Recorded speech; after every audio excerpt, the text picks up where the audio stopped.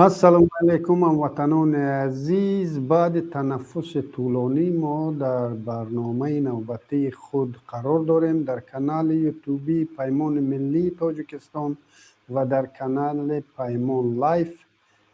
برنامه بخشیده به روز یعنی شرمندگی ملی، یعنی 16 نوامبر، روز سیسه به نام تاریخی شورای عالی که بدبختی را سر این ملت آورده است و این ملت را در بدر کرده است.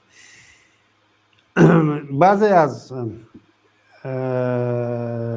دوستان در برابر رحمانوف خود را شاهدای عینی همان دوره ها گفته به خود حق دادند که هر دروغ را بافته بالای مردم تحمیل کنند و ما امروز یکی از شاهدان عینی اون دوره ها را که در تمام تظاهرات های مردمی و در تمام واقعه ها تا به استقرار صلح رسیدن تاجیکستان شاهد بیوسته شاهد بودند. الک پانفیلوف را داریم و چون الک پانفیلوف زبانشان با زبان روسی حرف میکنند، ما برنامه ما را به زبان روسی میگذاریم. Здравствуйте, Олег. Добрый день. Да, мы посвящаем эту передачу исторической, как они говорят, сессии. Она в самом деле является исторической по многим причинам.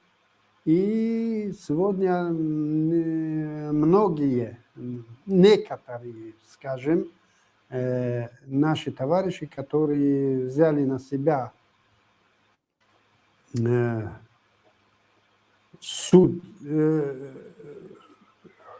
суд истории, и они говорят, они не дают другим иметь свое мнение и говорят, что они были непосредственными свидетелями тех событий, и они лучше всех знают, что там было.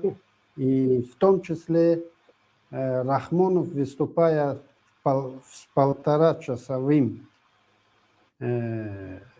выступлением, те же самые штампы, которые мы слышим на протяжении 30 лет, он начал опять с них, и я бы хотел сегодня затронуть, если вот его выступление, одно его выступление анализировать, одни его тезисы, каждый его тезис для политолога независимого достоин отдельной книги. Каждый тезис, если анализировать, это будет отдельная книга. Каждая ложь, которую несет он, это можно обсудить очень долго. Мы постараемся сегодня не очень долго занять время людей, но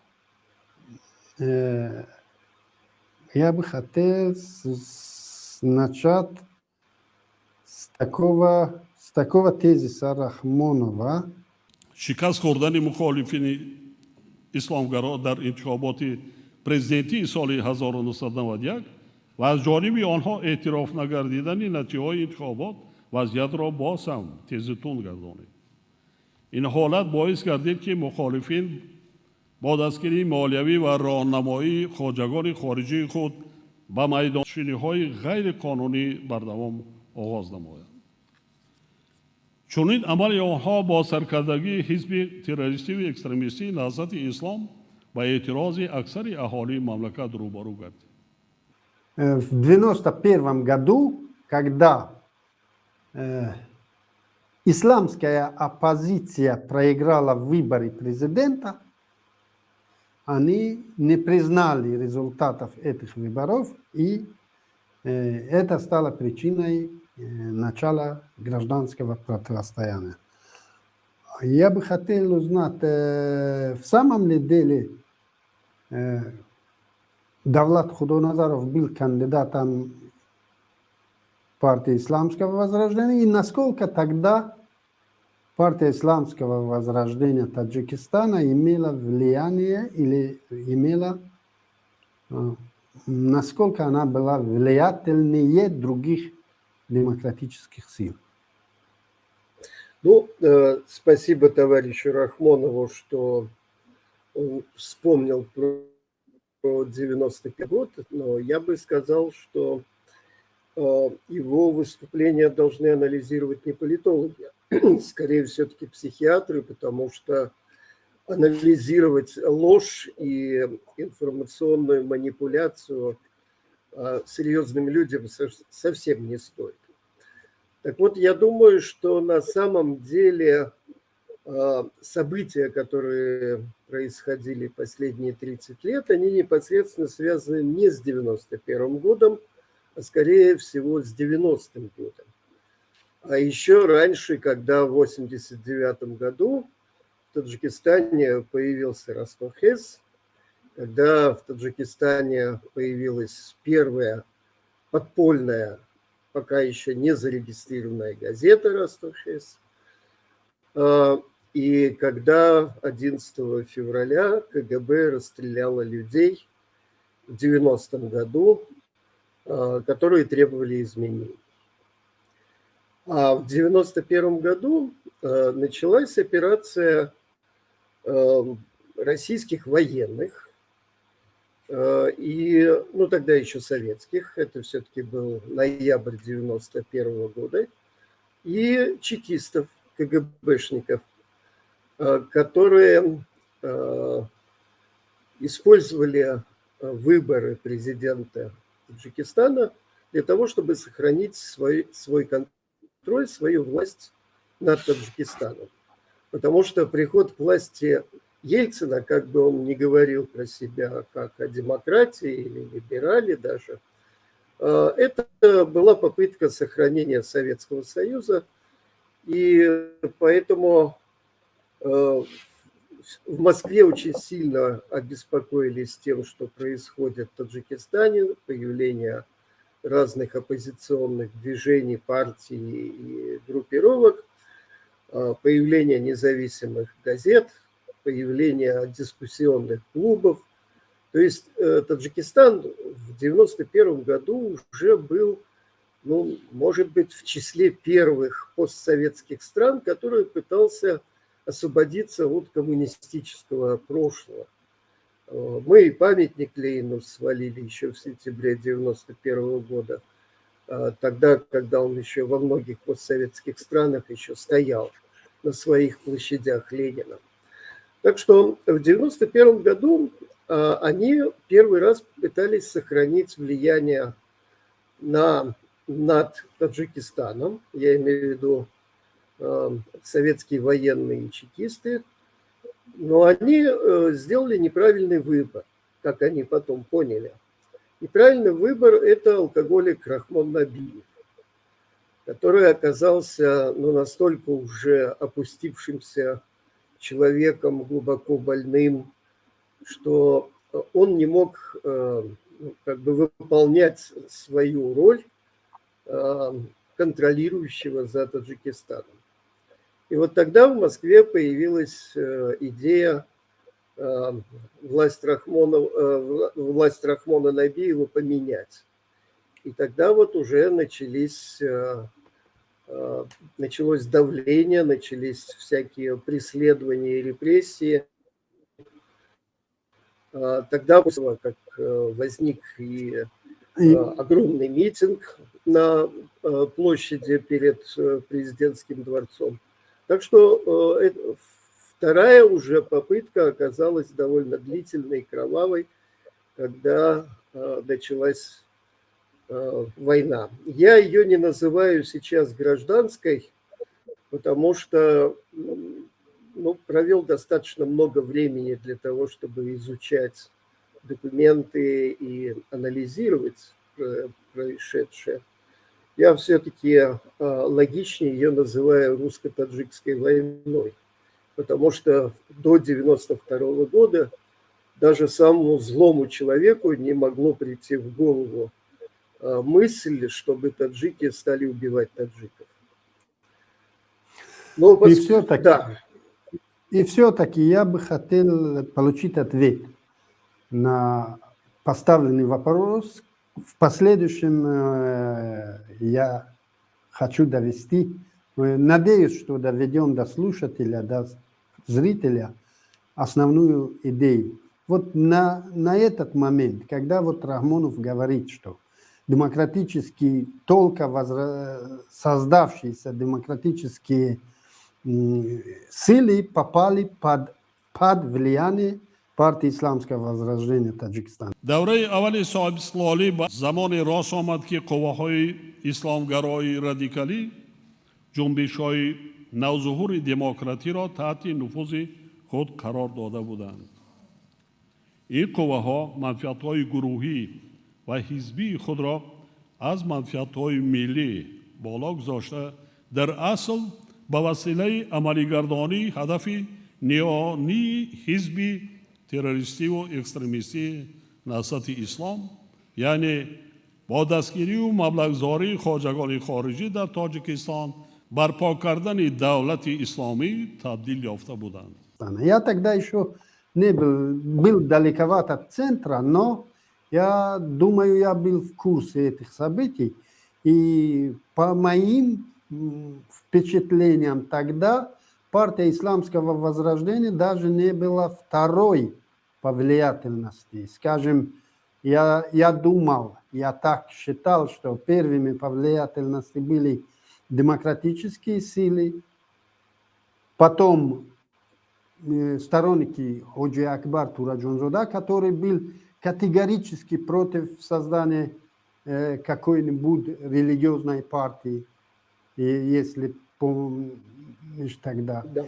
И, может, на третьем или четвертом месте была партия исламского возрождения Таджикистана. Я к чему это привожу? Я тоже был сторонником этих преобразований, сторонником этого Майдана. И для меня оскорбительно, когда вот этот Майдан, в котором я до сих пор они же говорят, что я в партии исламского возрождения, я до сих пор не в партии исламского возрождения, я самый либеральный человек. И, как ни странно, я тоже.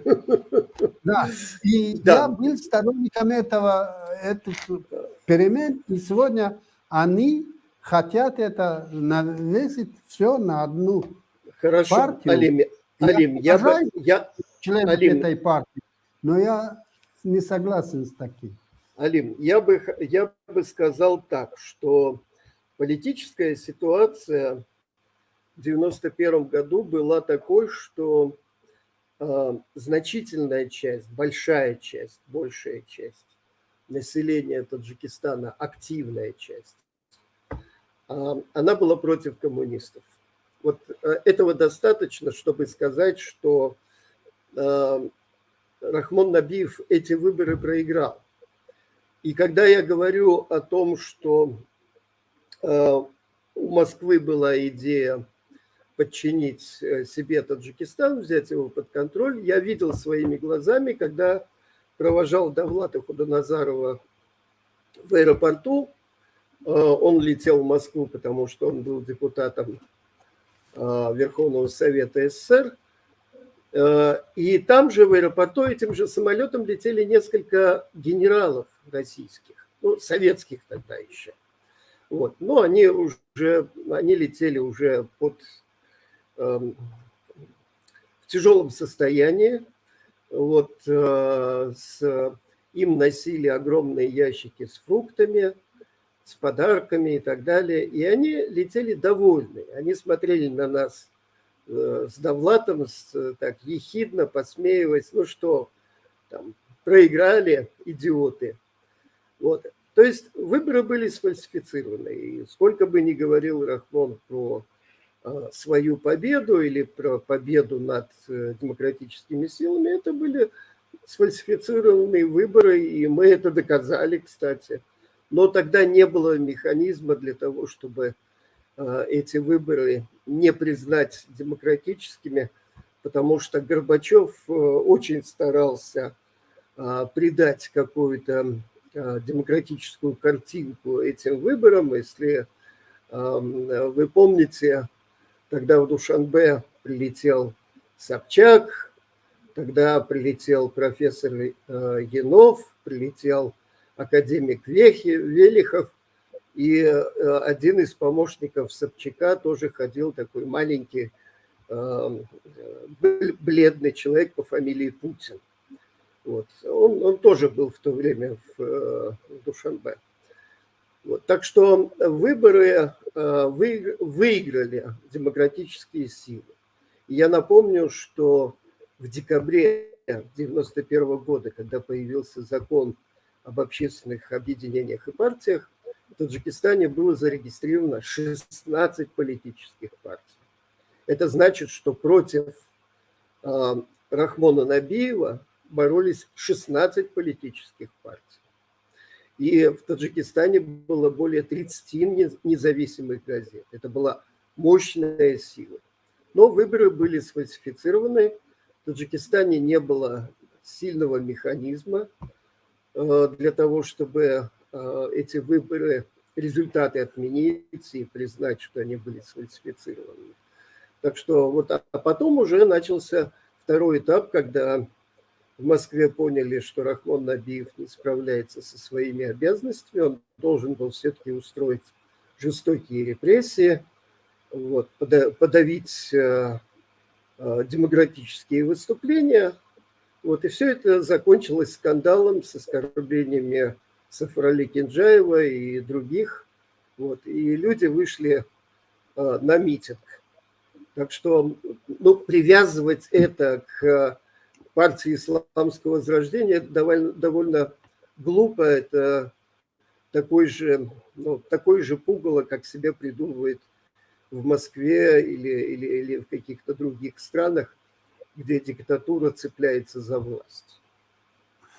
Вот еще один случай, который был, это когда президент Рахмон Набиев подписал заявление об отставке в аэропорту. И об этом тоже кое-кто говорит, что сторонники партии исламского возрождения Таджикистана заставили Рахмона Набиева подписать это соглашение. Так ли оно было на самом деле? Но они почему-то не вспоминают о том, как они 4 раза пытались привести Рахмона Набиева в Арбоб на ту самую сессию. И он отказывался признавать новую власть, которую избрали, во-первых, с помощью 3 колец вооруженной охраны узбекской армии, которая была привезена для того, чтобы охранять демократический парламент. Вот. И, во-вторых, Рахмон Набиев не хотел отдавать власть, потому что он понимал, что это переворот. И то, что произошло 30 лет назад, это и есть переворот, который был организован Россией и Узбекистаном. Россия была представлена координатором этого переворота, был такой посол Вячеслав Сенкевич, а Узбекистан прислал армию для того, чтобы придать этому демократическому процессу большую силу. И он на этом собрании, на котором выступал, собрал всех оставшихся в живых тогдашних преступников, которые совершили государственный переворот в Арбобе, всех депутатов тогдашних. И этот парламент, конечно, колхозный парламент, который мы помним, он говорит о восстановлении конституционного строя. Я бы хотел здесь подчеркнуть, какой конституции. То есть на тот момент какой конституционный строй они хотели восстановить и к какому конституционному строю относилось правительство национального согласия, которое, в отличие от Коха Арбоба, принимал, да, под давлением Майдана принимал решения, под давлением митингов принимал решения, но мирного, безоружного митинга. И все эти решения они называют неконституционными, а то решение, которое принято под дулами автоматов в этом Арбобе, в Худжанде, это становится конституционным, и до сегодняшнего дня они это называют восстановлением конституционного строя.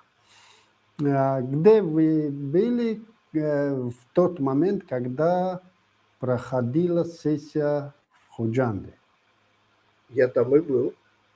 Я был в Арбобе, потому что тогда я работал в американском агентстве Associated Press и работал в независимой газете в Москве, поэтому каждое утро я приезжал в Арбоб, приходил в это здание, поднимался на балкон и смотрел за всем этим безобразием, которое там происходило. Ну, это люди постоянно врущие. Это люди, которые все время придумывают всякие сказки по поводу этой сессии, по поводу там своих действий. Но достаточно вспомнить выступление бандита Сандака Сафарова, который в тельняшке, в пиджаке и вандатровой шапке вышел на трибуну, поблескивал своим золотым зубом и говорил в микрофон: мы уничтожим эту демократическую мразь в Таджикистане и доберемся до Москвы. Так что, если товарищ Рахмонов до сих пор считает, что это был демократический процесс, то почему Сангак Сафаров был руководителем Народного фронта? Ну, правда, потом от него ГРУ избавилась, но тем не менее этот человек виновен в огромном преступлении, в убийстве большого количества людей, и он до сих пор считается героем Таджикистана и имени Рахмонова. Еще он интересное признание делает в этом выступлении. Он говорит, что у нас не было государственного флага. На этой сессии мы придумали государственный флаг и заказали 300 штук этих флагов, чтобы водрузить их на танки, которые входили в Душанбе. В Душанбе входили танки с советскими красными флагами, пусть он не врет. Это во-первых. Во-вторых, первый таджикский флаг мы сшили на швейной машинке в центре города. Вот. Так что я сам крутил эту машинку, и мы шили первый государственный флаг, который потом вынесли на улицу. А когда они попытались этот флаг и герб поменять, то есть опять вернуть эту советскую капусту в виде герба, вот, тогда художник, я сейчас не помню его фамилию, он в сердцах сказал: хорошо, я им нарисую бутылку водки и колбасу вместо герба, пусть они тогда радуются. Вот. Так что все было придумано давно, и все это было известно. То, что говорит Рахмонов, это полная ложь. Да, я тоже помню, что знамя, флаг таджикский еще в 90-91 году был спроектирован. Только отличие от только изменения, которые на этой сессии ввели в этот флаг, в этот герб, не флаг, а в герб, там в середине герба у первого флага был лев, а здесь на флаге вместо льва поставили книгу. И больше никаких изменений от того флага. Еще помню национальную валюту Сомони тоже тогда же спроектировали и даже заказали в Германии.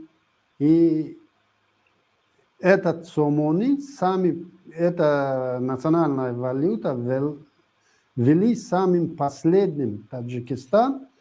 До того деревянными рублями все воруют. Алим. Да. Алим, я думаю, что это в самом деле по сравнению с тем, что произошел действительно переворот.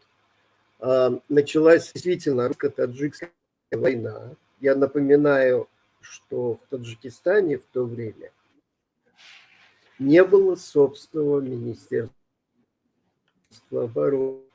В Таджикистане вообще не было постоянной.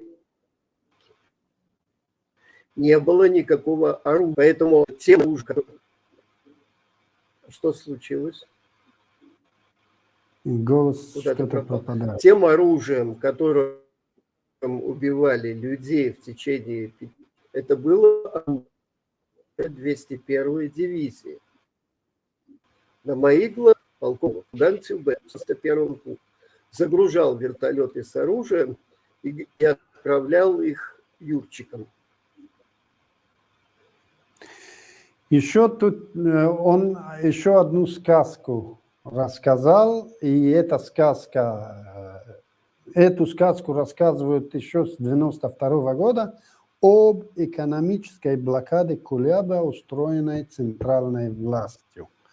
И здесь я бы хотел напомнить, то, что я помню, экономической блокаде был подвергнут Душанбе со стороны Узбекистана, и тогда еще закрыли дорогу, железную дорогу, авиационное сообщение, и прикрыли газ в Таджикистан со стороны Узбекистана, и со стороны тогда еще Ленинабадской области тоже была введена жесткая экономическая и финансовая блокада Душанбе, в то время как никто блокаду Кулеба не организовывал, но, естественно, если дорога закрылась, железная дорога закрылась, весь Таджикистан попал в экономическую блокаду, в то время как Сагдийская область или тогда Ленинабадская область находилась на границе, то есть там граница с Узбекистаном может быть, на Ленинабад не так повлияла эта экономическая блокада, но на другие регионы очень сильно повлияла. Как вы считаете, вы еще больше информированы об этой экономической блокаде, так называемой Кулеба? Ну, если товары не входят в Таджикистан, то, естественно, они не входят никуда. В большей блокаде оказался Бадахшан на самом деле. И я в декабре 1991 года сам ездил в Харок для того, чтобы убедиться, как там люди живут. Там они жили в полной блокаде. Там не было еды. Там были большие проблемы с топливом. Тут надо сказать, что блокада была организована Узбекистаном только потому, что Узбекистан хотел получить контроль над Таджикистаном. Я не знаю, это может быть всякие фантомные боли. Узбекистан хотел стать центром геополитики в Центральной Азии. Наверное, все-таки мечтал, чтобы Таджикистан вернулся в качестве автономии, как когда-то был частью Узбекской ССР с 24 по 29 годы. Ну, наверное, по большому счету, когда-то большая часть Таджикистана была в составе Бухарского эмирата. Но Узбекистан тогда занял очень жесткую позицию, прежде всего армии. Не только внутренние войска стояли в Арбобе во время этой 16-й сессии, но и отряды Сафар-Али Кинжаева были вооружены техникой, которую собирали в Термезе на кладбище советской техники после афганской оккупации. Так что они туда въехали на узбекских БТРах через границу Таджикистана до Душанбе. Вот. И тогда, если вспомните, в 94-90 годах Эмомали Рахмонов уже настолько привык к своей власти, что начал ругать Ислама Каримова, начались какие-то даже очень оскорбительные националистические выступления против узбеков и Узбекистана. Ну, правда, теперь при другом президенте он полюбил и узбеков, и Узбекистан, и стал туда чаще ездить. Но вот тогда для Узбекистана была уготовлена такая функция блокадника Таджикистана и контролирующей его границы. Другой границы у Таджикистана не было, но если не иметь в виду небольшую горную границу с Узбекистаном, через которую коммуникации почти не проходят. Еще одна, это очень болезненная тема, которую и политики в России, и большая часть русскоязычного Таджикистана, тогдашняя, муссируют это о геноциде русскоязычного населения в Таджикистане, вообще в Центральной Азии, и на этом очень манипулируют этой байкой. И я бы хотел от вас, как русскоязычного, услышать, какой геноцид был устроен против русскоязычного населения. И почему русскоязычное население покинуло Таджикистан, таджики, которые очень до сих пор остаются самым пророссийским регионом, в то время как с прибалтийских республик их выгоняли, они до сих пор остаются там, и до сих пор они не имеют там в большинстве своем гражданства. И у них требуют изучения тех языков. А у нас был до недавнего времени русский язык вторым государственным, но от нас они убежали, и еще к тому же на нас повесили клеймо того, что мы как бы их выгнали. Ну, никто никого не выгонял, выгнали только меня. Хотя я не совсем русскоязычный, для меня таджикский с детства был вторым родным языком. Я родился в старой части Худжанда, в Махале Чукурак, и поэтому до сих пор еще что-то помню, хотя уже вот вынужден говорить сейчас уже только на русском. Значит, это была такая московская заготовка, которая использовалась везде. Вот как только Москва хотела где-то поменять власть, она сразу же вспоминала о том, что есть русскоязычные, и которых надо защищать. В Таджикистане не было никогда межнациональных проблем. Может быть, даже и в этом плохо, потому что, к сожалению, людей, говорящих на таджикском языке, я имею в виду русскоязычных, было, ну, по пальцам пересчитать. Ну, может быть, 100 или 200 человек, не больше, на всю республику. Большая часть так называемых русскоязычных чувствовала себя оккупантами. Я их так и называл. Вы оккупанты. Вы не хотите даже интересоваться ни культурой, ни историей, ни традициями, не говоря уже о языке. Но когда закончилась война, тогда уже забыли про всех русскоязычных. И большая часть уехала, насколько я знаю, сейчас в Таджикистане 50 или 60 лет. И то они сейчас, я вот был последний раз 10 лет назад в Таджикистане, они говорят на каком-то странном, блатном, примитивном языке. Это уже не русский язык, это какой-то тюремный язык, это жаргонный язык. Это на самом деле было очень страшно это слышать.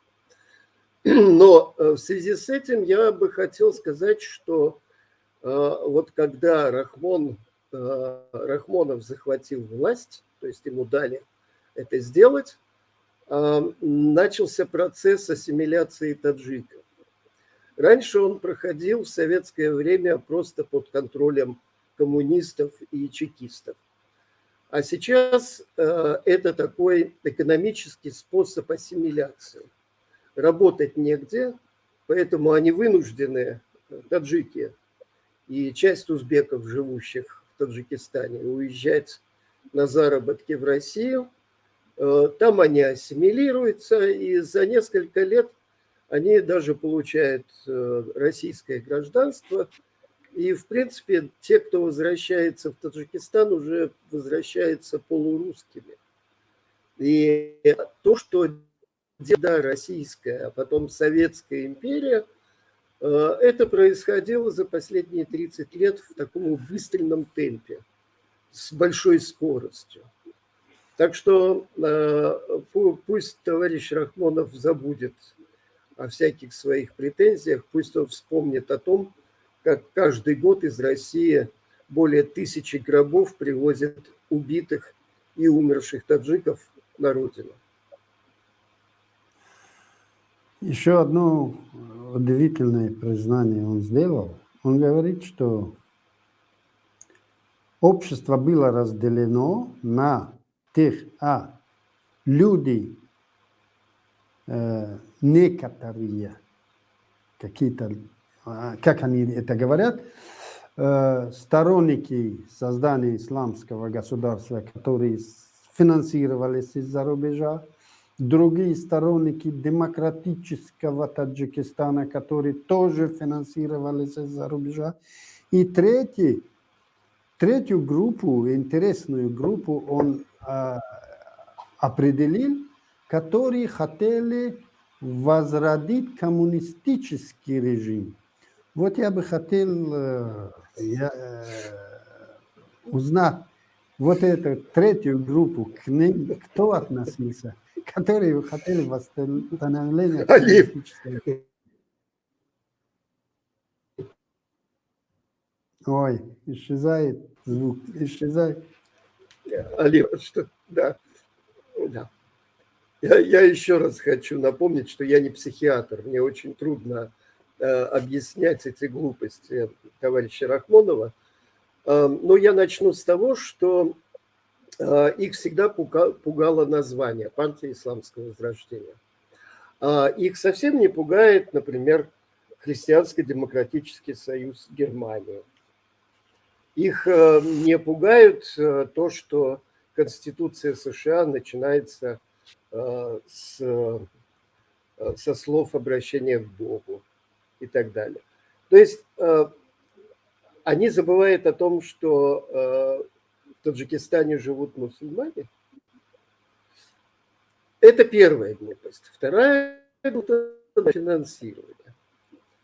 Но почему же тогда он не говорит, сколько он получает финансов из России, чтобы поддерживать себя и свою семью? Что только благодаря российской поддержке он находится у власти 30 лет. Все остальное психиатрия. И он там еще одно интересное умозаключение делает. Он говорит, что тогдашние руководители, коммунистические руководители сделали одно большое упущение. Они долгие годы не замечали создания такой партии под чуждой идеологией, которая зарождалась в Таджикистане, и они это упустили, и они привели Таджикистан к тому, что эта чуждая идеология где-то вынашивалась 1400 лет, и вдруг она с обретением независимости вышла наружу.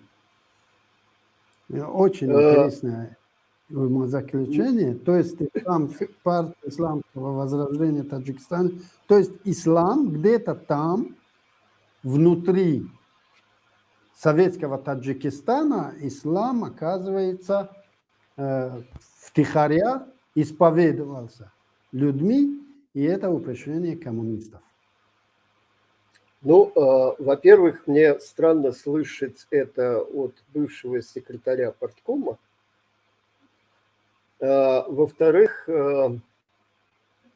я думаю, что ему придется отвечать перед Богом за то, что он, пьющий человек, несколько раз ездил в Макку. И теперь он себя называет хаджи. Это лицемер, который не имеет права вообще говорить о религии. Ни с какой точки зрения. Ни с точки зрения бывшего коммуниста, ни с точки зрения пьющего человека.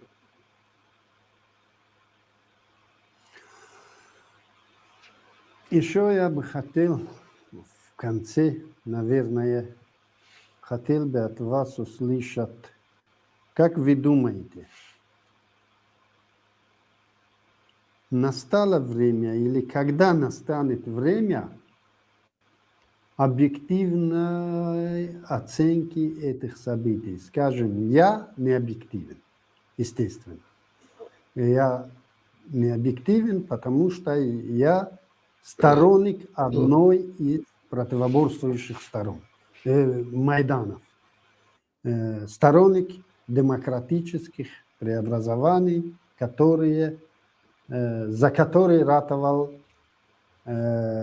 площадь Шахидон.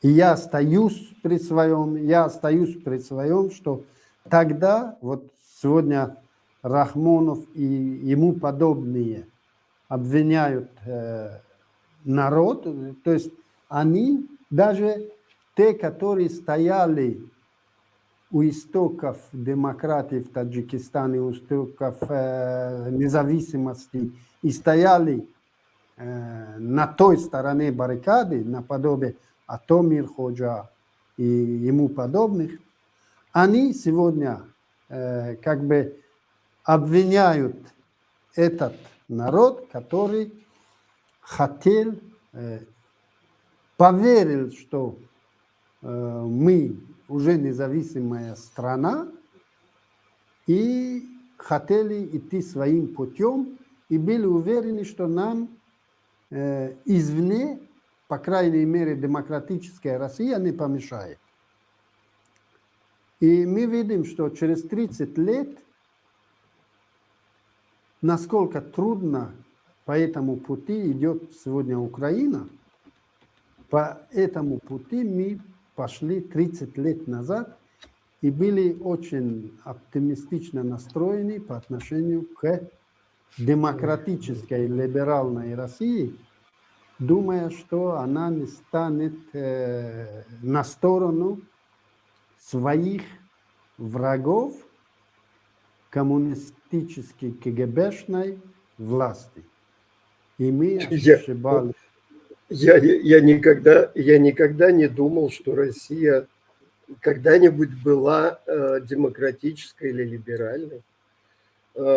называть демократом бывшего секретаря Свердловского партии, товарища Ельцина. Нет, что вы. Ельцин погубил себе биографию. Он все время хотел выглядеть демократом, а начал войну в Абхазии, в Южной Осетии, в Приднестровье, в Чечне, в Таджикистане. Это не демократ, это обычный коммунист. Просто он себе придумал такую легенду. Ну, Во-вторых, объективность. Объективность – это документы. Вот они не могут врать. Поэтому, если говорить о том, что произошло за 30 лет или что происходило 30 лет назад, то надо публиковать эти документы. А они не опубликованы. Все книги, которые напечатаны в Таджикистане о войне или так называемом мирном процессе, они все односторонние, они все отражают только точку зрения власти. Других книг, к сожалению, пока нет. Ну, я попытался сделать такую книгу, когда писал о журналистах на той войне. Вот. А на самом деле должна быть книга об этих 30 лет. Или, по крайней мере, о том, что происходило 5 лет во время переговорного процесса. Я был участником этого переговорного процесса. Все документы, все свои дневниковые записи я сохранил. Но пока нет такой возможности, чтобы оформить это все в виде книги. Но потихоньку я это делаю. еще интересная деталь, я чуть не забыл. Верховный Совет Таджикистана, тогдашний колхозный Верховный Совет Таджикистана, объявил амнистию всех, кто совершал преступления с 27 марта по 25 ноября 1992 года. На ваш взгляд, на кого она распространялась и что имелось в виду под этой амнистией? Имелась в виду пропаганда. Исключительно в качестве пропаганды что-то делалось, но не доводилось до конца. В конце концов... не амнистировали ли преступников Народного фронта, поскольку другую... Так, само собой, потому что ничего же не происходило. Само собой. Под это дело был создан Народный фронт. Под это дело 201-я дивизия передала оружие Народному фронту. И под это дело начал воевать и убивать людей. И погибло огромное количество людей, и было огромное количество людей выдавлено в Афганистан. И спецотряд ГРУ под командованием полковника Клочкова просто убивала людей. В 1993 году, когда уже Народный фронт добивал, как ему казалось, на юге Таджикистана оппозицию, то там был в командировке фотограф Андрей Соловьев. И он приехал в таком жутком состоянии, он рассказывал о том, что раз в жизни увидел такую кровожадную войну, когда на его глазах народофронтовцы просто отрезали уши людям, живым. И как они убивали людей и бросали их в каналы. И как по каналам плыли трупы. И такая страшная война была. Потому что Народному фронту развязали руки, дали оружие и сказали, давайте уничтожайте эту демократическую мразь. Вот они это и делали.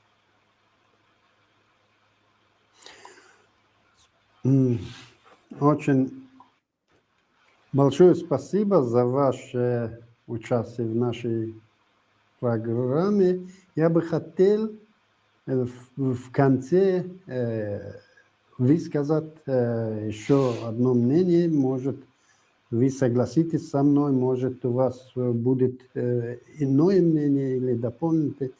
Я сейчас о чем? Вот то, что мы говорили, что историю должны написать как бы ученые, которые объективно и беспристрастно будут это делать. Но, к сожалению, сегодняшние ученые Таджикистана, студенты Таджикистана, естественно, внутри Таджикистана не может существовать критическое мышление. Но, к сожалению, студенты таджики, ученые таджики, которые даже находятся в бегах, которые обладают политическим даже убежищем в западных странах, на сегодняшний день боятся критически осмысливать то, что происходило тогда. Например, мы хотели сегодня как бы созвать круглый стол, но, к сожалению, для таджикского общества, даже будучи за пределами Таджикистана, люди до сих пор боятся писать, говорить то, что как бы официальная власть Таджикистана считает как бы преступлением или как бы предательством или ходжагоны ходжи и все такое.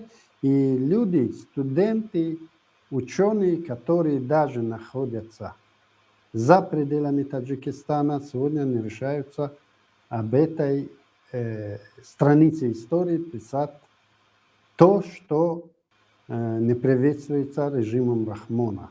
У меня создалось такое впечатление.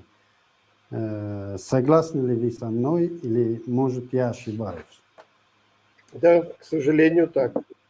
Но это все сделано было искусственно. То есть это была задача, которую Москва поставила перед Рахмоном.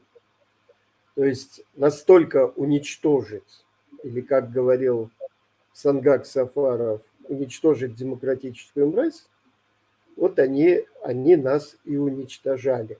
Ну, не всех уничтожили, вот, они бы с удовольствием добили бы всех нас, и меня бы в Грузии, и вас бы в Польше, вот, но у них короткие руки. Но они сделали из общества молчаливого, согласную массу. И, к сожалению, говорить о том, что в Таджикистане может быть какая-то политическая активная жизнь, сейчас абсолютно не приходится. А когда нет политической активной жизни, когда нет гражданского общества, то говорить о том, что появится какая-то светлая научная мысль, и как появятся какие-то объективные исследователи, тоже, к сожалению, не пишется.